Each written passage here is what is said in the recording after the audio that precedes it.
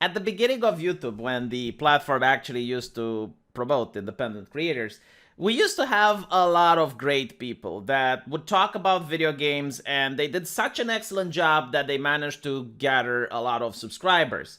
And eventually, like, these people started promoting each other, and they created that guy with the glasses, a place where many independent creators would get together and create, whether it was independent films or just reviewing content about video games.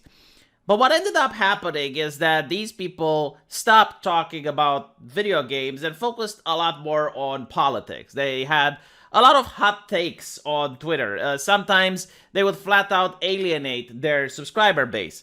Most people who wanted to learn about politics would go on CNN. They didn't really need to learn about politics from some untrained people on Twitter.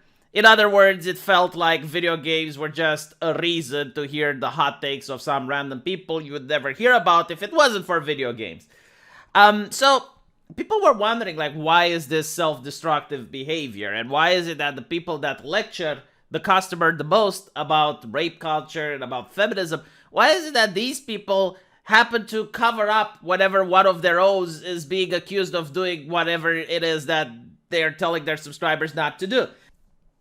But several years later, we find out something very interesting. We find out one of the possible reasons why you see all these cliques that form around entertainment, whether it is video games, whether it is comic books, whether it is movies, that all these critics start to lecture the people about politics, and they have the exact same opinion on every single issue.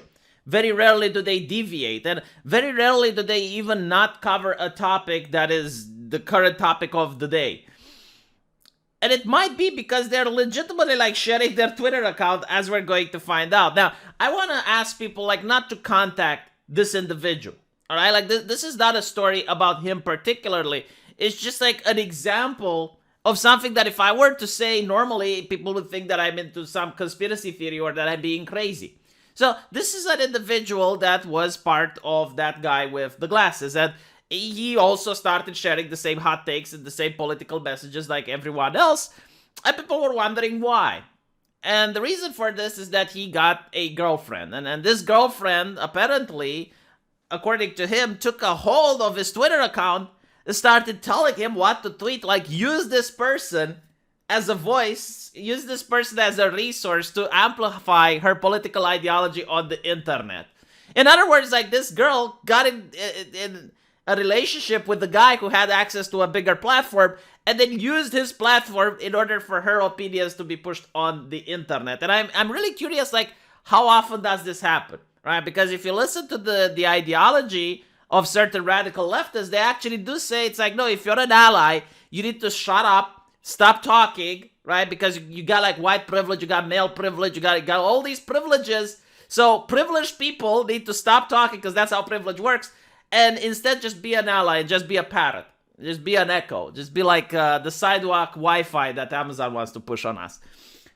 So he actually comes out and he says, Kyle Green is always anti-fascist except for this tweet. Jody wrote this thread. She was going to tell me what to tweet as she has done in the past. Right? So you as a consumer, you're thinking the tweets are coming from the person you like, but in reality, they're coming from someone else. This is why people hate corporations, by the way. Because when you watch Fox News or when you watch, like, all these big television networks, you see a guy that's likable in front of the camera, but he's not reading his own thoughts. He's reading from a script. The magic of television might make it seem that he is speaking from his heart, but in reality, he is speaking from what a PR company told him to say. He is speaking from what the scriptwriter gave him to say. And this is why people started liking independent content creators on YouTube, because when you listen to Angry Joe, whether you like him or not, he at least feels genuine. Like, at least it feels that it's his opinions that he is saying. But when you listen to these other independent creators that are extreme left-leaning radicals, they all have the same opinions. They all share the same thoughts, and you need to ask yourself, like, what is the likelihood of that happening? Like, even I, with my friends, disagree on some issue, but these people never disagree on anything. So it's like, it's almost like there's a PR company behind them. But in reality, it doesn't seem that there's a PR company. It's just nepotism and networking. Like, they might talk with each other before putting out tweets. Like, for them, tweeting is a sacred art form. So the guy is saying he just instinctively handed her his phone so she could do it for me. Like, the guy was so bored with the girlfriend constantly saying, hey, you know what? You need to tweet this. You need to tweet that. Make sure you tweet this. Make sure you tweet that. And the guy was like, enough, woman. Just have my phone. Just have my phone and leave me alone. Just tweet whatever. I don't care. All right. And it seems that, surprise, surprise, this was a little bit abusive, because she is saying that in a tweet that made him say, and I hate this, all that happened. I hate that I've lost faith in my friends, my fans. I hate that my loving her has revealed as much crueler world that I thought was possible. I hate that doing the right thing costed me my friend. So she's now tweeting things that he doesn't believe in. She is like literally using his Twitter account in order to say things that are making it very awkward, very uncomfortable with the fans.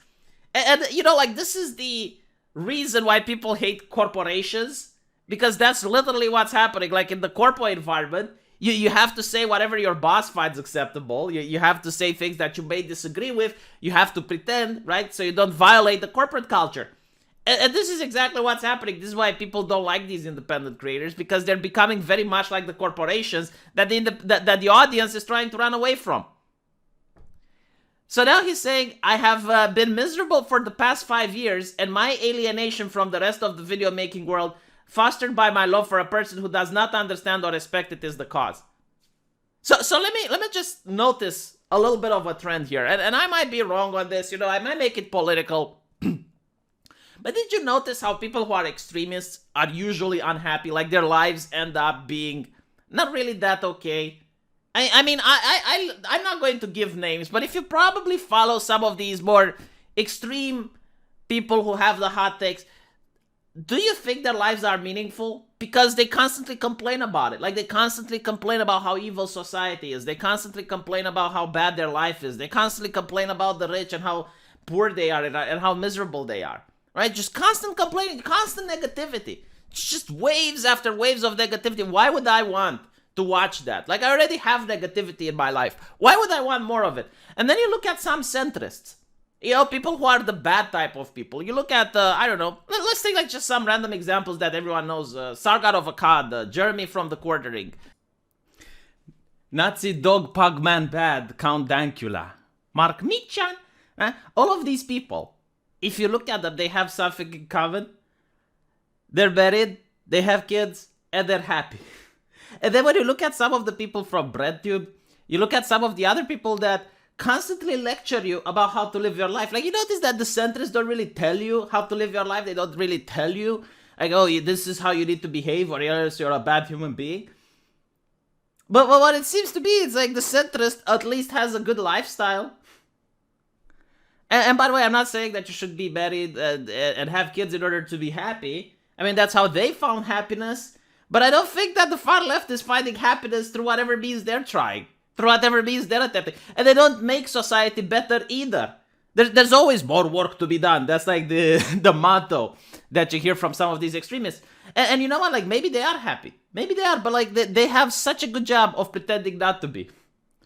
And it's just an observation that I have had, right? Like, the more extremist a person is, the more radical they are, the less likely they are to be happy. Like, first you should try to improve yourself. First you should try to make yourself good.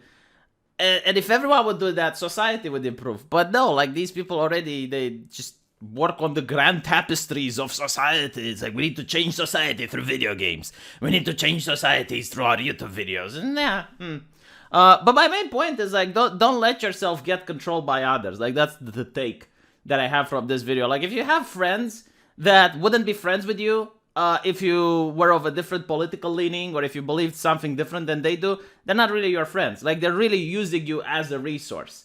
And I think this is like the problem why this gentleman was unhappy. It's because the people around him, including the person he loved, used him as a resource. I mean, it's so weird. Like, imagine if you're a guy and you want to fall in love with a girl just to get access to her platform.